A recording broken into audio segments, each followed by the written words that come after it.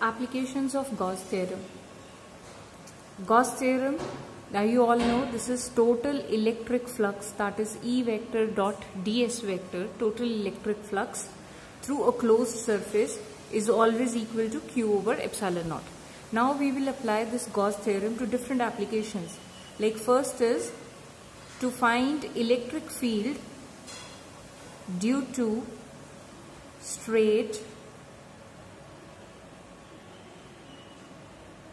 conductor, due to a straight wire having linear charge density lambda. Okay, so we'll calculate electric field due to a straight wire. Let us consider this is the straight wire. Let L be the length of the wire. Okay, and it has linear charge density lambda. Now what is linear charge density? Linear charge density is given by charge per unit length. So means whenever we have to calculate charge Q, this is equals to lambda into L. Now here first of all, to find electric field we need a point. So let us consider this is the point P at which I need to calculate electric field. Let us consider its distance from the wire is R. Second step is draw the hypothetical Gaussian surface, that is symmetrical Gaussian surface passing through this point P. And for a wire, the symmetrical Gaussian surface is a cylinder. Like this is the surface, it is passing through the point P. Okay, this is the Gaussian surface passing through point P. This is symmetrical around the wire.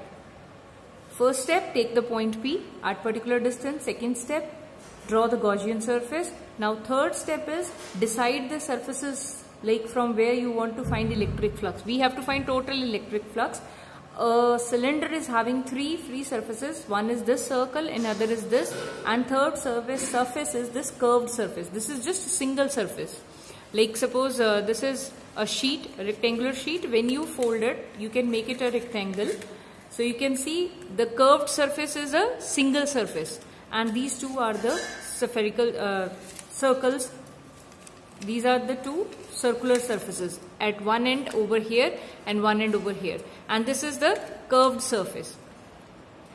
Okay, so we can mark here small surface like say ds1, here through point P say it is ds2, and this surface is say ds3. So these are the area vectors for these three different surfaces. Now total electric flux E vector dot ds, this will be equals to electric flux through surface ds1 plus electric flux through surface ds2 plus electric flux through surface ds3. Because there are three free surfaces, so total electric flux will be electric flux through all the surfaces. Calculate that and then add them. Here electric field direction is, because it is from positive to outwards. So it starts from positive, so outward direction. So this is the direction of electric field. Now see what is the angle between E and ds1. Electric field is acting in this direction. ds1 is here. So angle is 90 degree. Then what is cos 90? Cos 90 is always 0. So it is just, we can write it as E ds1 cos of 90 degree. Cos 90 is 0. It means that this is 0. Plus next is E ds2. Now here electric field is in this direction, area is in this direction, same direction. So it is E ds2 cos of 0 degree. Plus then again E ds3 cos of 90 degree. Because ds3 is here, electric field is in this direction. Again the angle is 90 degree. So this is 0. This one is 0, here it is 0. And what about this? Here we will get E is constant, can be taken out. So surface integral of just ds2, cos 0 is 1. Now what is total surface area of this curved surface only? So total surface area formula is for a cylinder 2 pi r h. H is the height. Now here h is equals to L. So 2 pi r L. This we have calculated total electric flux for a wire. Now using Gauss theorem, now you will use Gauss theorem. Using Gauss theorem, EDS, this should be equals to Q over epsilon naught. Okay, so here Q is lambda L because linear charge density is given. E dot ds is E into 2 pi RL is equal to Q over epsilon naught. So electric field will be Q over 2 pi R L epsilon naught. Put here value of Q. Value of Q is lambda L over 2 pi R L epsilon naught. L and L get cancelled, so electric field comes out to be lambda over 2 pi R epsilon naught. So this is electric field due to a wire having linear charge density lambda. So this is the formula to find electric field. Next, coming to your sheet to find electric field due to a plane sheet. It can be infinitely long sheet. So for a plane sheet, I will draw the sheet like this. This sheet is actually, it is just like this one is your plane sheet. Okay, this one is the plane sheet. So it is standing like this, having positive charge on both the sides. Electric field is pointing outward, so it is going out in this direction. Here also electric field is going out in this direction. So electric field lines or electric field direction is like this. This is the direction of electric field. I will consider a point P here. Suppose this is the point P where you want to find electric field.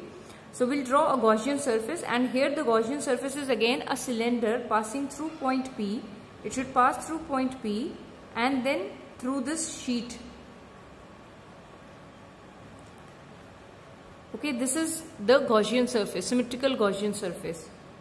Fine, it is just simply like this. This was the sheet, and suppose like this is the cylinder. So it is passing through the sheet like this. So this is the Gaussian surface.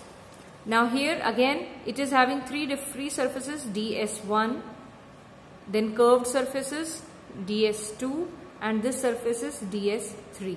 Electric field we have already marked. This is electric field, this is electric field. Again we'll start from total electric flux E vector dot ds vector. Now I'll just simply write ds1 plus E into ds2 plus electric field into ds3. Now just check the angles. Total electric flux E vector dot ds vector is E ds1. Here electric field is in this direction, area is in same direction.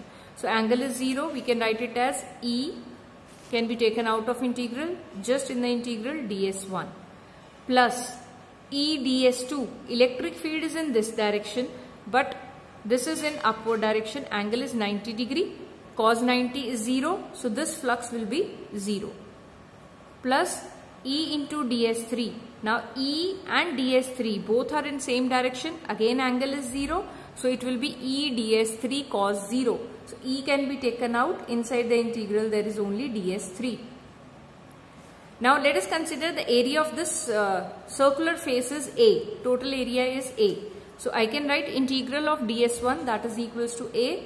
Similarly here ds3, this is equals to A because this is same cylinder, area will remain same. So total flux coming out in this case is 2EA. Now using Gauss theorem, this should be equals to Q over epsilon naught. And what is Q here?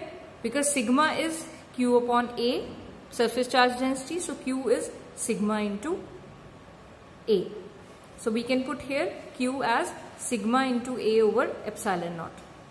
So comparing this thing like E dot ds using Gauss theorem, and E dot ds is also 2EA. So when we will compare them, 2EA is equals to sigma A over epsilon naught. AA get cancelled. So electric field comes out to be sigma over 2 epsilon naught. Now you can see here it doesn't depend upon the distance. Suppose we have taken the point P at a distance R. That R is not included in the formula. It means electric field due to a sheet doesn't depend upon distance. It will remain same. Point P कितना भी दूर ले जाओ, but the electric field will remain same, constant on both sides. That is sigma over 2 epsilon naught. Fine. In the next video, I will be sharing special cases of this as well as third application of Gauss theorem, that is electric field due to a spherical shell.